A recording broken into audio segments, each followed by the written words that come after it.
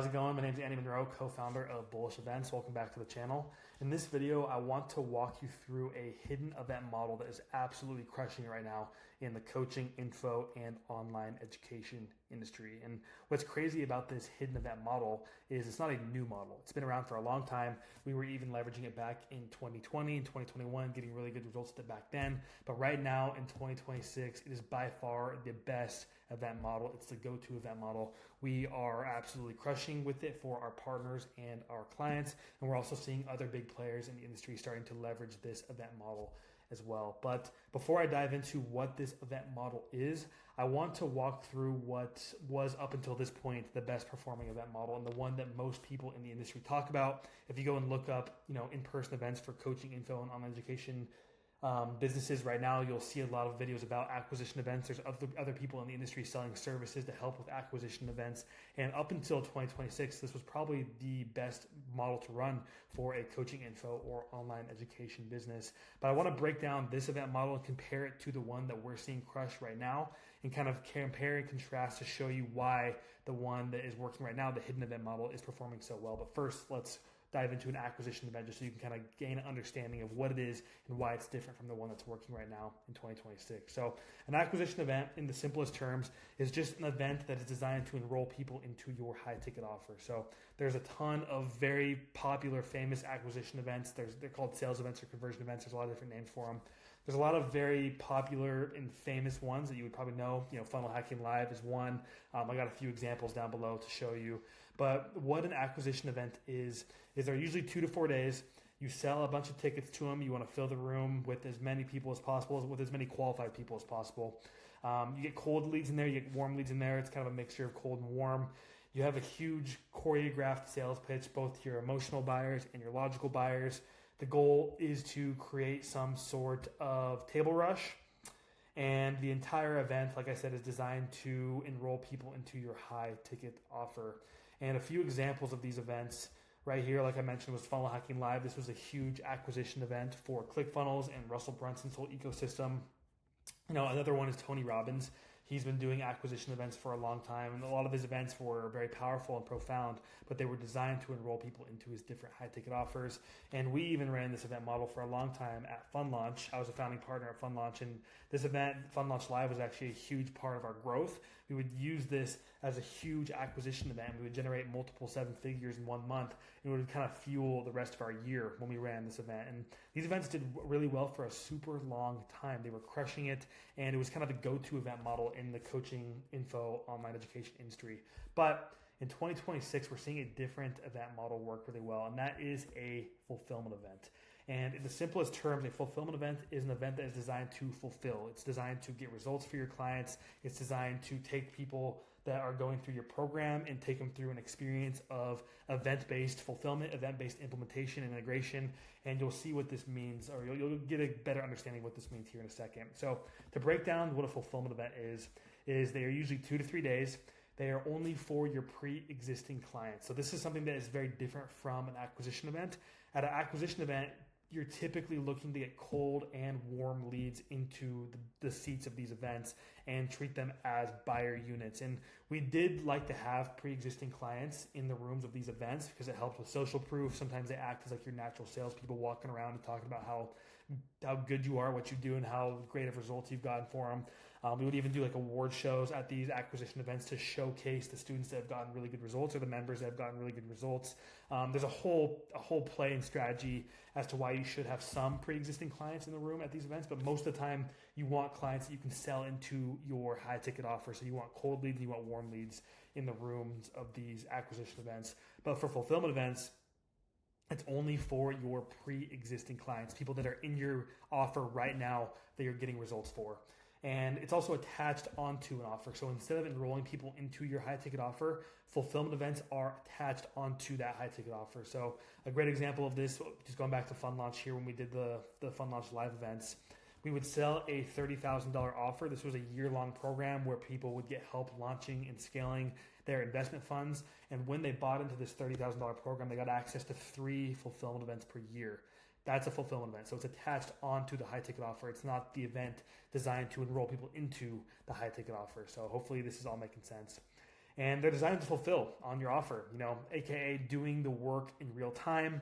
One thing I didn't love about acquisition events, I still don't love it, but I definitely didn't love it back when I was designing it, is you're only meant to give like a little bit at these events. People spend a lot of money, they fly to meet you in person, they hear from a bunch of different speakers. All these speakers give high level keynote presentations, maybe they dive into a few tactics, but they're not really designed to move the needle forward in the moment. They're very information heavy, very information focused, and the implementation is done once you buy the high ticket offer. But what I love about fulfillment events is they are designed to fulfill. They're designed to get results, so you can really provide as much value as possible while you are in the room with your people. And it's way more fun. You're not holding anything back. You're diving into the weeds. You're just doing a bunch of work in person, working on people's businesses, working on people's lives, whatever your offer is. And it just feels a lot better to host a fulfillment event because you just don't hold back. You just get, as much value as possible, deliver as much value as possible to your people. And fulfillment events also build a really strong community within your ecosystem, because if you think about it, again, go back to Fun Launch Live, we had our $30,000 high ticket offer. When someone bought it, you got access to 3 events per year. That would create a community inside of the Fun Launch ecosystem, and these people would see each other 3 times per year in these different locations. They would do shared work together. They would have shared experiences, and it creates this very strong, tight-knit community inside of your ecosystem, which I'll touch on this in a second. That has a huge impact on the LTV of your clients and your customers, and decreasing churn as well. That's one of the main levers that fulfillment events pull, is they are amazing for LTV. I believe that's a bullet point on this list, so we'll double click on that. It also turns your community into a movement. And this is something that I want to provide an example for with right here, Tom. We have been working with Tom for a couple of months now. We've done 2 fulfillment events for him. And one thing that we have noticed is these fulfillment events have converted his business and his community into a movement. And it's actually something that a lot of the attendees say. Usually at the end of this event, we do a dinner where people are talking about the experience, and we're debriefing what happened and what we went through, and people are sharing their insights and their thoughts. And a lot of people are saying this feels different. What we're doing here, it feels like a movement, not a community, not a program, not a high ticket offer. It feels like a movement. And that is such a valuable asset to have right now in 2026, with how hard it is to gain attention of people, with how hard it is to earn someone's trust, with how crazy AI is getting, and how there's a huge separation between creating online and posting content online and being an online education business, and actually building the trust with your audience that's necessary for them to ascend into your different offers. Having a movement in your back pocket and having a movement instead of a community is super high leverage right now in 2026. And that's one of the main reasons why these event models are absolutely crushing it. And like I said, they do really well with building trust.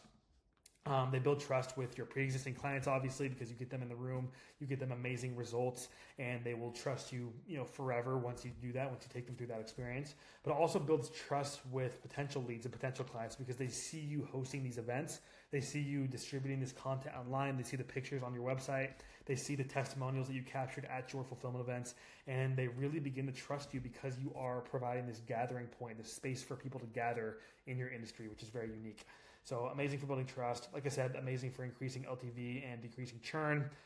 It produces really good content. And the main reason why is because the content at these events is so valuable, because you're going so deep into the weeds, and it's truly valuable instead of surface level stuff that you see at acquisition events. It's very in the weeds, very in depth. So it makes great content. And you can also be very, engineered, very strategic with the type of content that you capture at these events. So they're really good for creating content that you can repurpose and post throughout your different channels. And they're great for documenting client wins and stories. Like I mentioned, just super solid for gathering testimonials. And the kicker, this is the kicker, this might be controversial, some people might not like this, but you can still have an upsell at these events. And the 2 examples I want to show you are this one right here, Home Service Academy. We've been doing fulfillment events for them for the last 2 years. We have the 3rd one coming up in the fall. And at the last event that we did with them, we generated $105,000 in revenue from renewals and upsells. So this was upselling people into a high ticket offer, which the strategy for that event was that some people in the room weren't a part of the high ticket offer. We were very selective about inviting people into the room that were really good fits that should be in the high ticket offer that weren't.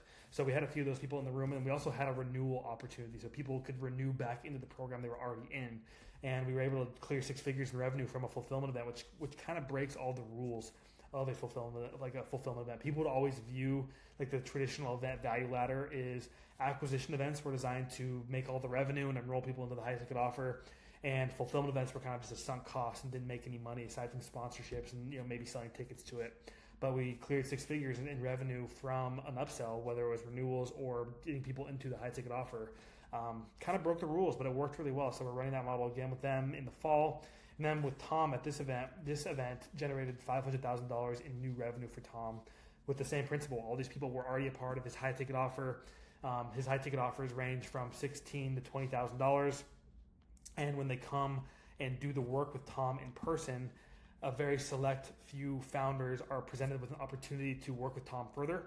He has a very high ticket offer that is only reserved for people that are getting really good results inside of his mid ticket offer, which $16,000 to $20,000 is high ticket for most people, but in Tom's value ladder, it's mid ticket. This offer is only reserved for people that are getting really good results in that offer, in the $16,000 to $20,000 offer. And 2 people from this event ascended up into his multi-year, very high ticket offer. It generated over $500,000 in revenue from just that one fulfillment event. Again, which breaks the rules of a traditional fulfillment event. But that's why they're working so well right now. Is we had this major realization that you can still upsell at fulfillment events, and fulfillment events can still be revenue generating events. It doesn't have to be split up into acquisition and fulfillment events. You can kind of do both at one event, which is really cool. And the reason why these events convert so well is going back to who's in the room. It's all of your best people. It's all of your pre-existing clients are in the room at these events, and the people that have bought from you before and have already gotten results from you are most likely to buy from you again. When you get people in the room at these acquisition events, there's a lot of selling that has to happen. You have to kind of walk people through the entire process of becoming a lead and turning them into a client, which it is pretty powerful. It works well, and we did this for a long time, but it's just so much easier to do at fulfillment events.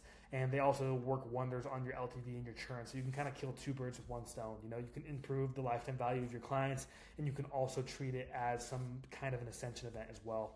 But one nuance I want to point out that's important to be mindful of is you have to be a little bit more strategic about how you sell at these fulfillment events. Like, you wouldn't want to do an acquisition pitch at a fulfillment event. Like I said with Tom's events, Tom's offer isn't even really presented to the entire room. It's only reserved for a very select few founders that are getting really good results in his mid-ticket offer that would be a great fit for his high-ticket offer. So we're very selective about how we introduce ascension opportunities into these fulfillment events, because we do want them to be focused on value and fulfillment, and you don't want to do a whole bait and switch where somebody buys your program and then you just get them a seat in an acquisition event where you just sell them the whole time. We really do focus on getting results for our clients in these rooms at these fulfillment events. But then for the people that are ready for the next step, there is an opportunity to ascend up into the next offer or renew into the offer that they're currently in, and it converts very, very well. Another example here, this is one of the fun launch fulfillment events that we did. This was in, I think this is Hawaii or Mexico. We did both. We did one in Cancun and one in Kauai. I'm trying to tell which beach this one is. I think it's Mexico. Yeah, because we gave away these blue shirts in Mexico. I think this is Mexico. I could be wrong. So if someone was at this event, let me know if I'm wrong. All right. But at these fulfillment events, at the fun launch ones, we would do an offer into our mastermind. So just to give you some context, in the $30,000 program, that was how to launch and get your fund off the ground. And then once your fund was above $10 million AUM, we had a mastermind group called Whale Group. And at these fulfillment events, we would do a very soft pitch for people to come join that mastermind. And we would usually get 5 to 10 people joining per year. It was a super fun group to run with. But that's how we treated our ascension offers at the fulfillment events with Fun Launch. So that is just an update on what event model we are seeing crush it right now in 2026. And this is just based on the demand that we're seeing from the clients that we're already working with. Pretty much every event we've done so far in 2026, except for one, was a fulfillment event. And every week we're talking to new founders that want to introduce events into their ecosystem, and almost all of them are requesting for us to design fulfillment events for them and help them integrate fulfillment events into their ecosystem. So it's very interesting to see where the puck is headed. But this is just what we're seeing. I wanted to make this video for you just so that you're aware of what event model is crushing it right now in 2026. And if you are a founder that runs a coaching, info, online education business and you're making at least $50,000 a month in revenue and you would like to introduce a fulfillment event into your ecosystem, click the link down below in the description. We'd love to have a conversation. If not, no worries. Hope this video was helpful and I'll see you in the next one.